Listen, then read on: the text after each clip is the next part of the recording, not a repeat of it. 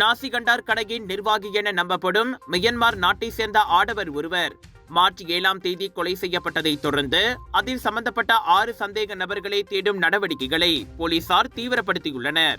அந்த ஆடவர் தாசிகுலுகோர் தாமன்ஸ்பாடு ஜெயாவில் உள்ள நாசிகண்டார் உணவகத்தை நிர்வகித்து வந்தார். 2 வெளிநாட்டு ஆண்கள் மற்றும் 4 மலேசியர்கள் உட்பட பல சந்தேக நபர்களை போலீசார் அடையாளம் கண்டுள்ளதாக பினாங்கு போலீஸ் தலைவர் டத்தோ அம்சா அமாட் தெரிவித்தார். இந்த சந்தேக நபர்கள் பினாங்கிற்கு வெளியே வசித்து வந்தனர். சம்பந்தப்பட்டவர்களை கண்டுபிடித்து கைது செய்ய புக்கிட் அமான் கூட்டரசு போலீஸ் உதவியுடன் முயற்சிகள் நடந்து வருகின்றன என்று அவர் கூறினார்.